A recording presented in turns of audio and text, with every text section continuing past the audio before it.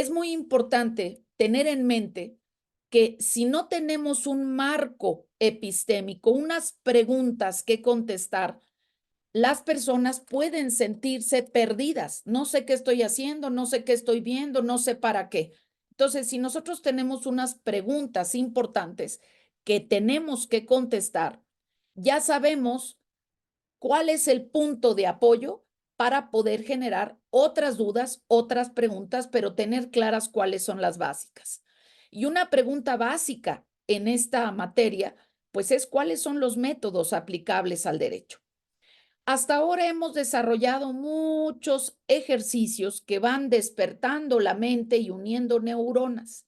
Entonces, hoy necesitamos tener clara esa respuesta y, por ejemplo, cuando hablamos o escuchamos hablar del método fenomenológico, es un video que ya trabajamos en la plataforma Edpuzzle con Edmund Husserl. Voy a compartir la pantalla y vamos a recordar este ejercicio. Y aquí lo importante es que ustedes ya no se asusten con la palabra epísteme o epistemología o epistemológico. Epísteme versus doxa quiere decir ciencia, verdad, contra opinión. Doxa es la opinión plagada de sesgos cognitivos, de ignorancia, de prejuicios, de estereotipos, que no nos sirve para ganar un caso o para hacer ciencia. Si yo no sé cuáles son los estereotipos de mi contraparte y veo que no tiene una metodología, yo tengo que hacer valer cuál es esa metodología de prueba, de valoración, de comprobación, de argumentación. Tengo que saber cuáles son los contenidos importantes en una argumentación y cuáles son secundarios. ¿Qué es lo importante de un texto, de una prueba y qué no es? Y todo esto no se aprende en farmacias y similares, así como que en una receta fácil. Bueno, entonces, este ejercicio ya lo tenemos para el segundo parcial. Este video tiene incluso los reactivos y las rúbricas en la plataforma de Edpuzzle. Quien es Edmund Husserl, siempre dar las referencias con fechas y vamos a ver, hoy nos vamos a arrancar con varias cuestiones, pero lo primero es epísteme contra doxa, verdad contra opinión. Y este señor que desarrolla el llamado método fenomenológico, imagínense, en el siglo finales del 19, principios del 20. Es un método que mucha gente sigue utilizando y sigue usando la palabra fenomenología sin conocer nada del autor y, de hecho, sin conocer las desventajas de este método que era considerado o él quería como la verdad absoluta, cosa que en este siglo es ya imposible. Muy bien, aquí vamos a partir de un punto para regresar a él. Tenemos que pensar en que cuando uno habla de diseño metodológico, eh, pues es el camino que seguimos para comprobar algo, para llegar a una finalidad. Por eso tenemos un marco epistémico con sus preguntas y de él desprendemos los objetivos. ¿Qué quiero saber? ¿Qué voy a observar? ¿Cómo lo voy a hacer? Y para ello, pues hay dos grandes ramas, que es la forma deductiva o la inductiva. Deductivo es de lo general a lo particular e inductivo de lo particular a lo general. Esto nos permite identificar los sistemas jurídicos. Los sistemas jurídicos pueden tener la ley como punto cúspide para la deducción o pueden llegar a hacer la ley a partir de la vivencia del caso y estos son el sistema neorromanista y el sistema anglosajón. Uno es, tienen fuentes muy parecidas, pero en diferente orden y eso hace gran diferencia. Entonces, deductivo e inductivo y luego tenemos una serie de elementos sobre la validez, sobre los que llama Hart los casos duros, los casos suaves, Rawls y toda esta pléyade de autores que leemos acá en la facultad. Bien, cuando nosotros hacemos la pregunta, ¿cuáles son los métodos aplicables al derecho? Lo primero que tenemos que decir, todos los métodos científicos que respeten la dignidad humana. Esa es la primera respuesta y si no la tenemos, nuestra respuesta está mal.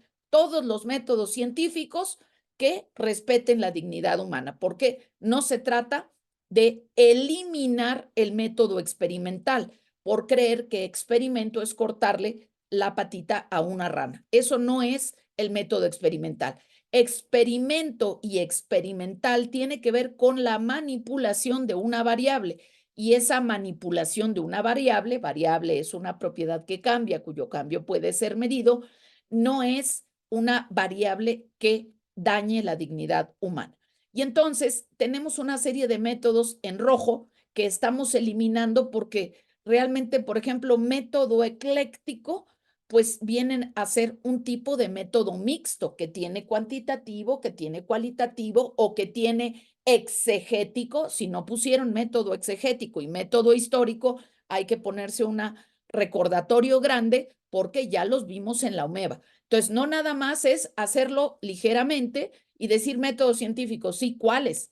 Entonces, empezamos por el método comparado, no comparativo, y luego tenemos el método sistemático, el método sistémico, que es el que nos interesa. Obviamente tenemos método inductivo, deductivo, tenemos el método dialéctico y tenemos una serie de métodos que tenemos que tener muy frecuentes y cuando analizamos las respuestas de los estudiantes, vemos que hay una serie de métodos que se desechan o que simplemente no se conocen. Entonces hay que tener mucho, mucho énfasis, por ejemplo, dentro de las ideas clásicas, pues Aristóteles ya usaba este método de hacer preguntas, como el que uso yo, llamado mayéutico. Y es un método muy frecuente en los abogados, tan es así que van a tener que hacer pliegos de posiciones.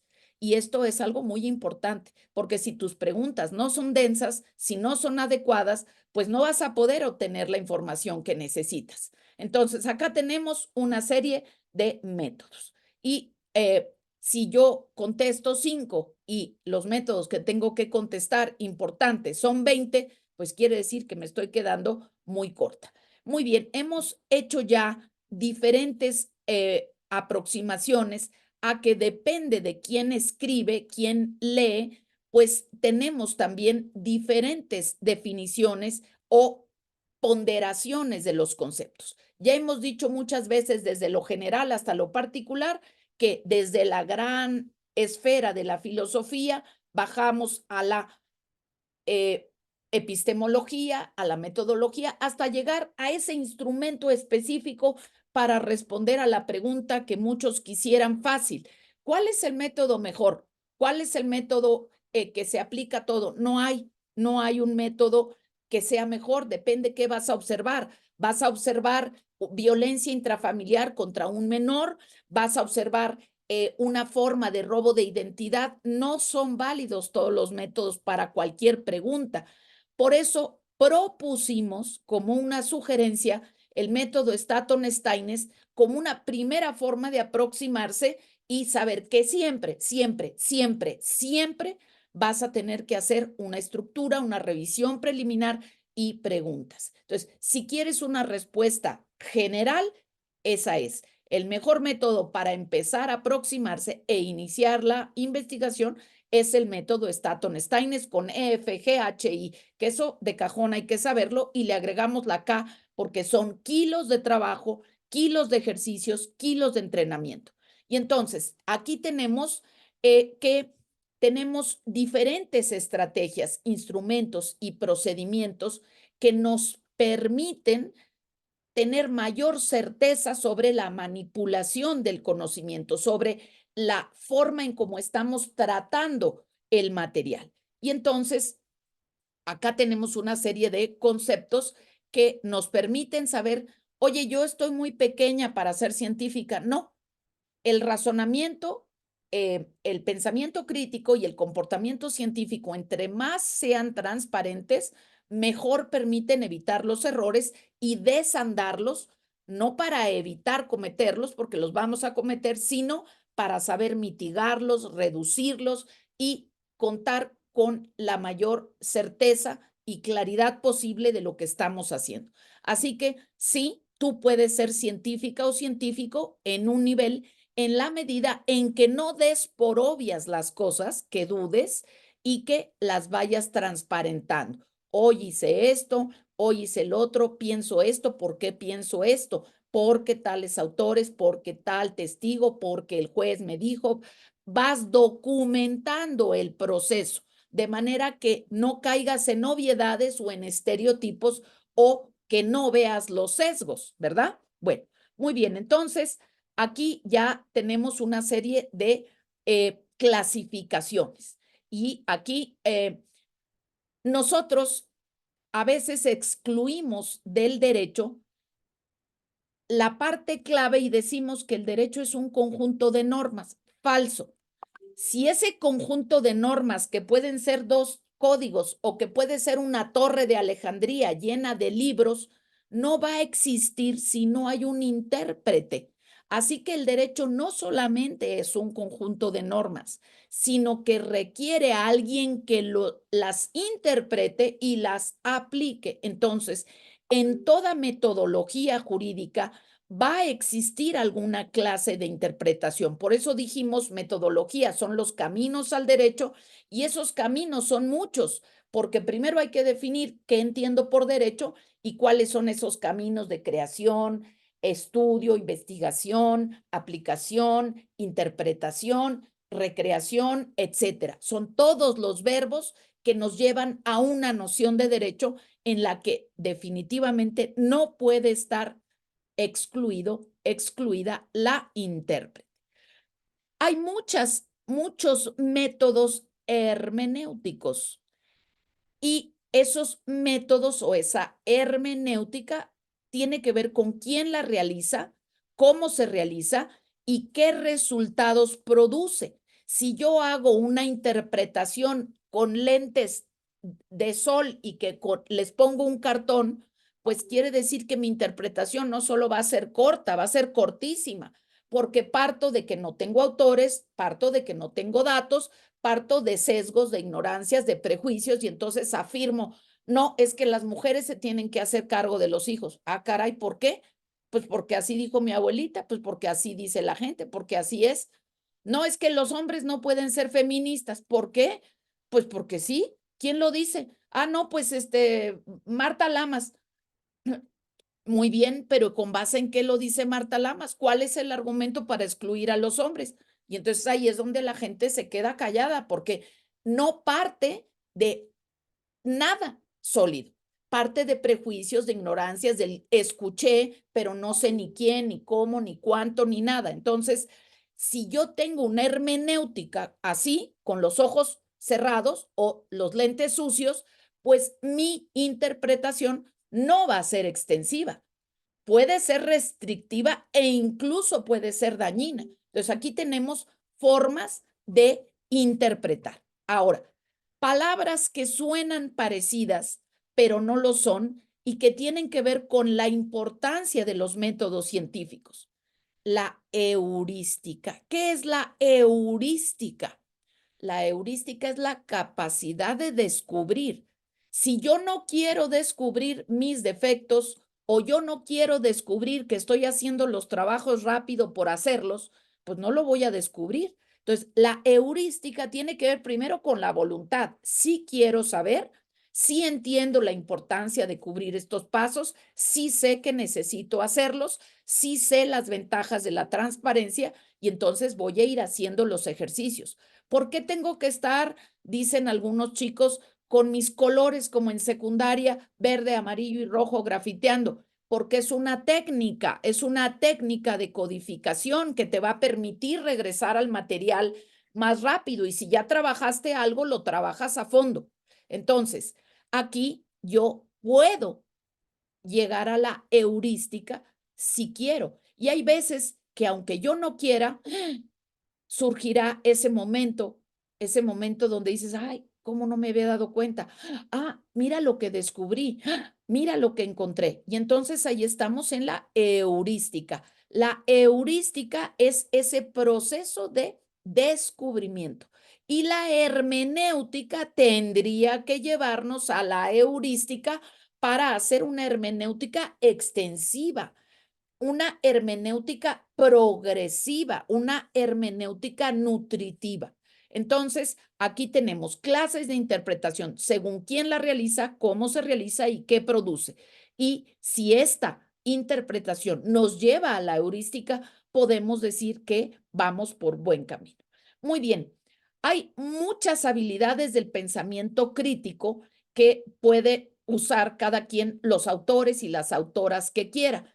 Facciones nos dice que hay niveles de valoración por cada una de estas habilidades. Yo puedo tener una habilidad de interpretación baja en donde no comprendo ni causas, ni efectos, ni contextos, o medio, en donde ya voy comprendiendo más, o un nivel de interpretación alto, en el que ya puedo llegar a ciertos niveles de heurística y sobre todo de comprensión. Analizar, ya dijimos que no es un sinónimo de comprender, es una capacidad de separar las partes, los elementos, sin dejar de ver sus relaciones. No se trata de revolver agua y aceite, se trata de ver las partes y ver qué relaciones guardan entre sí, qué interacciones. Y bueno, la evaluación es ya algo bastante elevado. Los métodos normalmente se van a clasificar y lo vamos a ver con el marco teórico que les estoy proporcionando. Por ejemplo, aquí hay Systematic Data Collection, una colección sistemática con patrones de repetición que nos dicen cuál es su solidez. Entonces hay los famosos métodos cualitativos, los cuantitativos, y hay muchos que están aquí. Aquí, por ejemplo, los cualitativos son el funcionamiento de los foros en línea. En el foro, como yo lo tengo en mis videos, ahí la gente va poniendo los comentarios y digo, a quien le interesa, pues va a revisar unos 2 o 3 y va a decir, ah, mira, yo estoy más de acuerdo con A, o estoy más de acuerdo con B, o creo que a A y a B se les olvidó tal cosa. Entonces, los foros en línea, que pueden tener muchas fisonomías, muchas modalidades, son para eso. De hecho, en numerosos cursos MOOC o en línea, tendrás la necesidad, el deber de participar en los foros. Mira, aquí tienes 5 temas. Escoge a qué foro quieres pertenecer. Ay, yo a ninguno porque no quiero trabajar. Ah, bueno, pues no quieres aprender, no quieres enterarte. En los foros va la gente que le interesa algo y que quiere comentar sobre ese algo. Oye, yo quiero especializarme en la valoración de pruebas. Quiero hablar de la decisión judicial. ¿Qué elementos tiene que tener la decisión judicial para no ser sesgada? ¿Cómo puedo yo saber qué juez tiene una decisión judicial más sesgada o más apegada a los intereses? ¿Cómo lo veremos más adelante o no? Bien, entonces aquí hay una serie de elementos y lo importante es cómo hacemos para recolectar y organizar, clasificar datos, sobre todo cuando son cualitativos. Sí, me pegó muy fuerte. A ver, exactamente qué es me pegó muy fuerte para poder llegar, acercarme un poquito a la perspectiva cuantitativa. ¿Qué es me pegó muy fuerte? Una cosa es me pegó 3 veces o me pegó una, pero una fue suficiente para romperme un diente. Entonces ahí ya tenemos datos cuantitativos que nos van permitiendo desagregar esa primera respuesta que da la gente. Me pegó muy fuerte, me veía muy feo. Pues todo eso es cualitativo, tienes que parametrizarlo, tienes que preguntar cada cuánto, cómo se sentía, qué consecuencias tenía, tienes que aprender a preguntar para salir. Por ejemplo, hay quien dice, no, es que el amor no se puede medir, el amor es en... No, el amor, claro que se puede medir. Por supuesto que se puede medir. ¿Cómo te sientes después de cada llamada? ¿Positivo o negativo? ¿Cuántas veces te llaman? ¿Cuántas veces te celan? ¿Cuántas veces te acompañan a algo importante? Minutos cualitativos, todo se puede medir, pero si no creemos en que es importante medir, pues ahí ya tenemos un problema. Entonces, hay una serie de técnicas para poder hacer esta recolección y ahí tenemos claramente, por ejemplo, la investigación etnográfica, ese es otro método muy usado por los sociólogos, los antropólogos. Ahí tenemos esta que ya les decía, por eso empecé con Husserl. Hay quienes siguen enclavados en la investigación fenomenológica, sabrá Dios qué quieran decir por eso, pero que no tiene esa parte de investigación, se llama sembrada en el campo con elementos empíricos o, por ejemplo, mucho de lo que vamos a hacer los y las juristas es el análisis del discurso, el análisis de narrativas. Cuando decimos que los roles de género son una construcción social, pues todo es una construcción social porque es una construcción humana. Somos personas que nos performamos a través de narrativas, del lenguaje. ¿Qué digo de mí? ¿Qué pienso de mí? ¿Qué digo de las otras, de los otros? ¿Qué pienso de los otros? Entonces, somos narrativa en fluido, somos personas que nos performamos a través de lo que nos decimos de nosotros y de otras y otros. Muy bien, entonces aquí vemos que uno de estos elementos, el análisis del discurso hablado y escrito, es una herramienta muy importante cualitativa para nosotros, así como la investigación de casos y a través de casos, como lo tendremos que hacer a partir de los estándares que nos hablan del llamado control de convencionalidad. Bueno, pues aquí vamos a hacer una correlación una vez que pasamos por el escalón 1, por el escalón 2, por el escalón 3. Normalmente, de los datos cuantitativos deducimos el 30% de las mujeres únicamente ocupa puestos de dirección.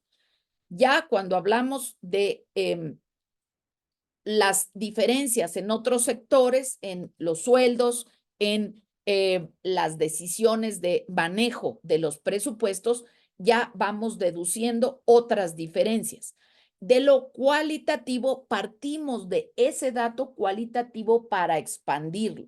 Entonces, aquí nosotros vemos que hay normalmente procedimientos para ir pasando de lo objetivo a lo subjetivo o de lo particular a lo general y de manera inversa de lo general a lo particular. Y aquí hay una serie de métodos que acá no conocemos y no usamos que tienen que ver con la semiótica, el estudio de los signos y los símbolos. Esto todo tiene que ver con esta fuente que les puse aquí, porque yo siempre creo que es importante transparentar las fuentes sobre las que estudiamos. Entonces, empezamos con algo muy sencillito que es Thomas Staton, pero utilizamos plataformas de aprendizaje y fuentes selectas de primer mundo. Estamos hablando de John Creswell y Vicky Plano Clark. Entonces, aquí está el marco teórico que autores y autoras nos están haciendo estas correlaciones para poder saber qué tanta veracidad puede tener esta clasificación y estas correlaciones. Entonces, todo siempre empieza siempre por las preguntas estratégicas. Son pertinentes, son densas, van punto por punto, tienen todos los elementos del contexto que hay que preguntarse hasta llegar nuevamente o al final generar un nuevo concepto o asumir alguno. A ver, aquí tengo 10 nociones de derecho. ¿Cuál voy a asumir? ¿Esta porque me gustó, porque fue de mi maestra, o esta porque es más explícita, porque es más completa, porque tiene razón, el derecho no es un conjunto de normas? Y esto pasa por un análisis sistémico, por explorar relaciones, patrones entre las diferentes dimensiones, propiedades y categorías. Entonces, Una cosa es recolectar información y otra cosa es categorizarla, analizarla y correlacionarla. En la ocasión anterior vimos los elementos de un artículo científico, por lo menos parcialmente. Y lo que no nos debe de faltar son esas preguntas, esas palabras claves que se llaman en inglés keywords y, por supuesto, un apartado final de reflexiones finales, qué pasó con lo que el supuesto o la hipótesis que nos propusimos y sin faltar el aparato crítico que muchas personas todavía siguen llamando antiguamente bibliografía y que se llama aparato crítico o fuentes selectas, porque bibliografía es biblos, libros, pero hay revistas, hay webbiografía, hay recursos electrónicos, digitales, hay muchísimas más elementos que no solamente son biblos. Bueno, aquí lo que tenemos que ver, como decíamos, es que tanto en cuantitativo como en cualitativo siempre vamos a tener la hermenéutica, siempre, y más en un caso que tiene que ver con, aquí les voy a poner el recurso selecto, se los voy a poner en el chat para que lo consulten. Esta es un diagrama que nos va a decir justamente esta primera aproximación de lo que vamos a llamar la hipótesis nula. Si yo tengo una explicación tentativa, que eso es una hipótesis, tengo que tener la contraria. Había dicho yo cómo se escriben y cuántos tipos de hipótesis hay. HI, HO, HA, HE. Hipótesis de investigación, hipótesis nula, hipótesis alternativa, hipótesis estadística. Y entonces, si yo tengo mi hipótesis de investigación, mi explicación tentativa, los niños no pueden votar a los 10 años porque no tienen la madurez suficiente para comprender si los engañan. Hipótesis. ¿Qué estoy midiendo aquí? ¿Cuánto comprenden los niños? Si pueden o no pueden votar. Y entonces aquí tengo yo una hipótesis. La otra, la contraria, la nula, no es la que no vale. La nula sería la que contradice dialécticamente mi primera hipótesis. Entonces yo diría, los niños sí pueden votar porque tienen en su edad una capacidad de cognición y de interpretación, aunque eventualmente puedan ser manipulados, pero deberían de votar en un primer ejercicio virtual para conocer cuáles son sus posiciones, aunque no impacten en el resultado definitivo. Entonces tengo la de investigación, no deben porque no pueden, porque no saben. Y tengo la nula, sí pueden votar, deberían de votar y conviene que voten para conocer sus puntos de vista, porque además es discriminación no escucharlos. Entonces, yo aquí voy viendo pros y contras a partir de mi hipótesis de investigación y mi hipótesis nula. Entonces, aquí yo tengo que los argumentos que no consideren esta relación dialéctica entre HI y HO, pues van a carecer de riqueza argumentativa. Bueno, les pondré allí para que hagan la revisión y naveguen al menos 15 minutos. No hay por qué asustarse de no hablar inglés. Ya tenemos muchos traductores y por lo menos ir generando una aproximación visual para hacer preguntas. Muy bien, pues entonces aquí ya sabemos que nosotros tenemos mucha más práctica o estamos habituados en el contexto de la formación jurídica a los métodos cualitativos. La invitación es ir pasando un poco a poco a la investigación cuantitativa. Y eso inicia por lo menos saber leer tablas, gráficas, estadísticas, pero eso no es investigación cuantitativa. El referir datos estadísticos, datos duros, informes, gráficas, es apenas poner palomita en la parte del enfoque basado en evidencia, en donde tenemos datos duros de los cuales partir. ¿Cuántos niños y niñas sufren violencia familiar en la delegación Iztapalapa o en China o en la región latinoamericana? Quiero saber cuántos para saber el tamaño del problema. ¿Cuántas personas transexuales mueren por efectos de odio, con daño sexual, con tortura? ¿Cuántas personas trans mueren en esa circunstancia? Ah, pues nomás son 3. Pues sí, pero 3 son muy importantes.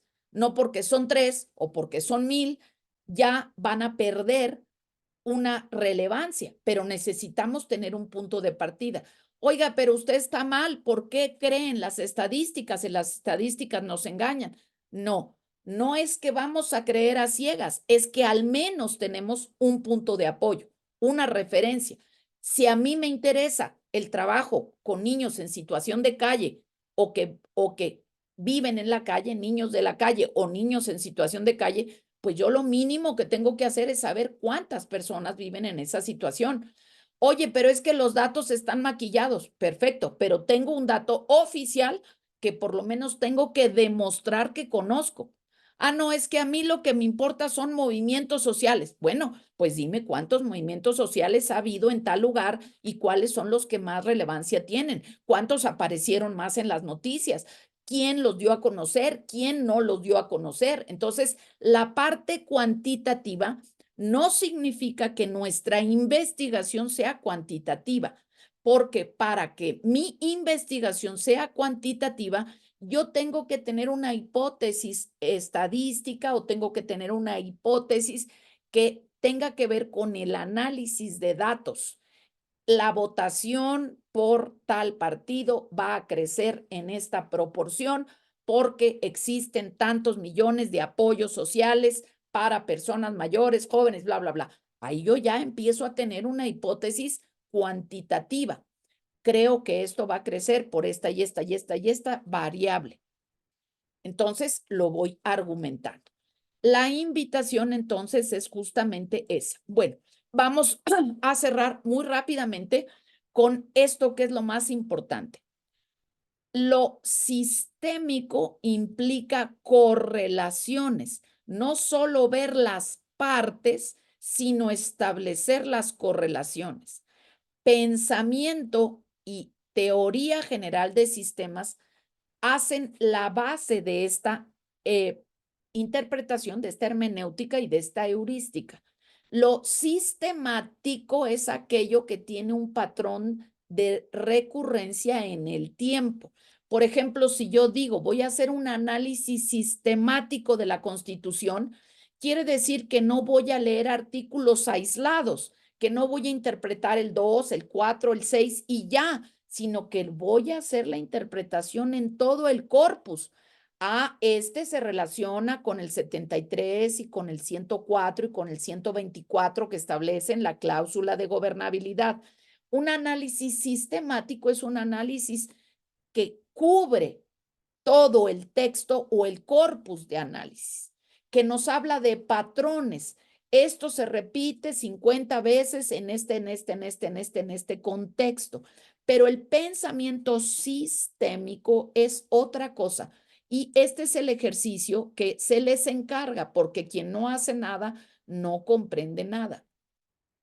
Este se les dio, si yo no mal recuerdo, por lo menos hace un mes, y se les pidió que a los autores que están aquí en la primera línea les pusieran fecha de nacimiento, muerte y disciplina madre. ¿Quién es el autor de la teoría general de sistemas? Les voy a mandar un pequeño video chiquitito. Ludwig von Bertalanffy, este investigador biólogo que establece todo el análisis de los sistemas, sistemas abiertos, sistemas cerrados, sistemas estructurados, etcétera. Él es el primer autor. La teoría no viene del derecho, viene de la biología. ¿Cómo se disemina? ¿Cómo se dispersa a través de las disciplinas? Pues a través de todos estos autores que están aquí. Aquí nos interesa tener como producto de que lo comprendimos, no nada más de que vimos a lo loco, una línea del tiempo. ¿Quiénes son los autores? A ver, primero Bertalanffy, biólogo, en 1950. Luego, y tener así las fechas en las que va llegando, porque la teoría general de sistemas implica numerosas propiedades y sobre todo la cuestión de la interacción y la complejidad. No voy a entrar en detalles, pero la complejidad implica aceptar la diversidad, la multiplicidad, y muchas veces estudiantes de estos semestres que están todavía muy jóvenes quieren respuestas fáciles y rápidas, y eso no es ni por lejos la dimensión de los casos que van a tener que analizar, porque ningún caso va a ser así rápido, sencillo, dame la fórmula y ya, porque todos los casos tendrán niveles de complejidad y habrá numerosas dimensiones que analizar. Y para eso las preguntas son la clave de entrada y la clave de salida. Entonces, aquí tenemos teoría general de sistemas, el producto que esperamos, una línea del tiempo para no revisar a lo loco, sino revisar con un sentido específico. Hacer una línea del tiempo que tenga autores, autoras, disciplinas y poder agregar lo nuevo, agregar los autores nuevos. Aquí hay 1, 2, 3, 4, 5, 6, 7 autores y necesitamos terminar con 10, porque aquí los tenemos, Ludwig von Bentalanffy, Enrique Hercher, ya les estoy dando autores contemporáneos, como empezamos con nuestro pilar, que es Rolando García. Entonces, todo está interconectado. Así lo dice el artículo 1 de la Constitución, interdependencia. No estoy inventando ni revolviendo. Toda está interconectado en la persona y fuera de la persona.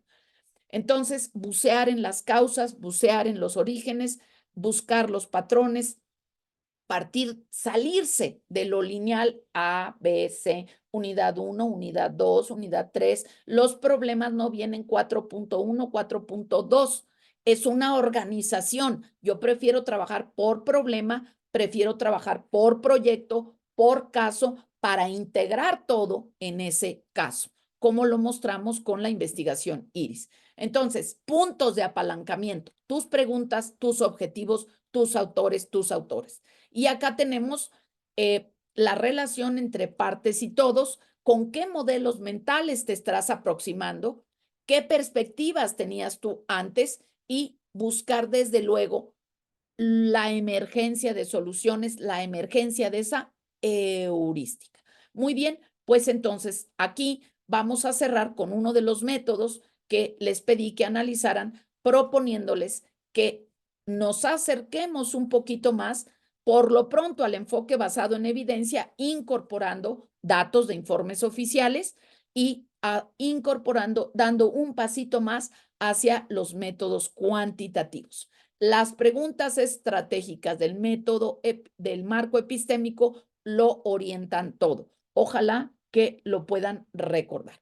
Y para terminar con uno de estos métodos que habíamos ya precisamente enunciado, el tener una respuesta de examen de 2 o 3 métodos, pues la verdad que no nos ayuda, porque son preguntas, son respuestas muy, digamos, de niveles inferiores. Entonces, yo tengo que tener una lista larga en la que incluimos los dos grandes métodos estudiados en el artículo de OMEVA, que eran el método exegético, específicamente jurídico, y el método histórico de la escuela alemana. Si no contestamos esos dos métodos, pues ya sabemos que tenemos definitivamente un desafío y una oportunidad de aprendizaje.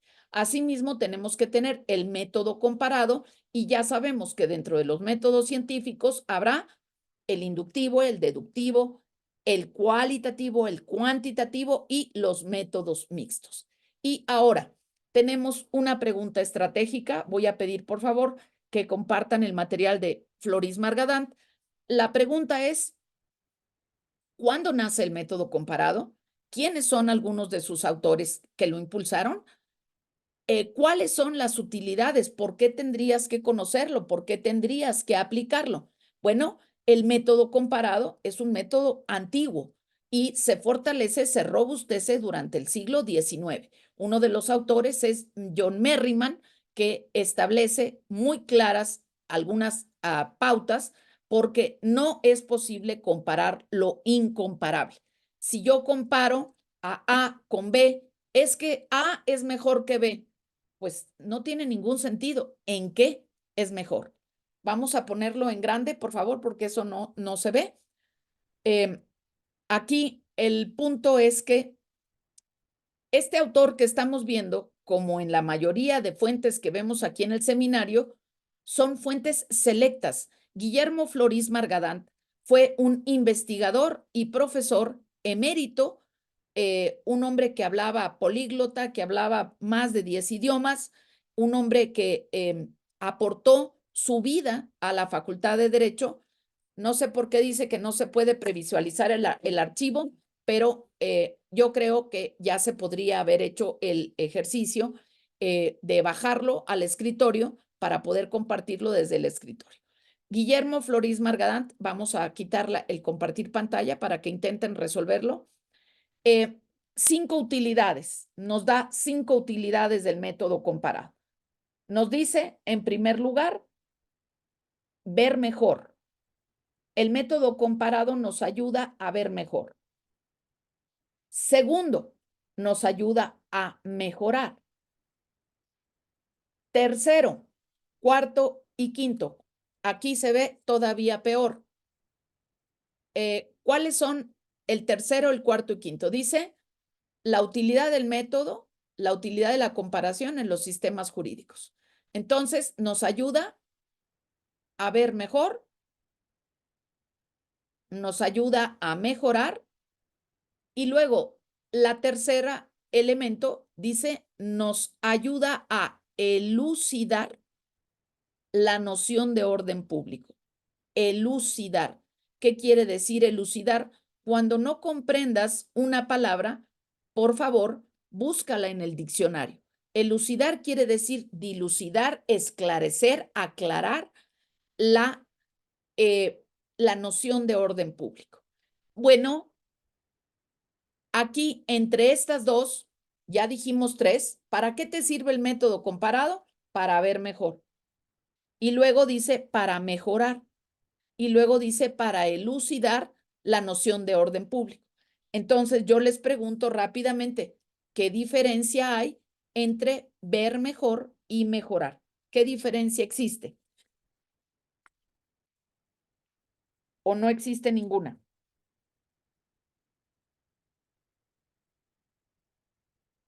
Bueno, nosotros podemos ver mejor algo, podemos avanzar en un diagnóstico, cuántos elementos probatorios tuvimos en el caso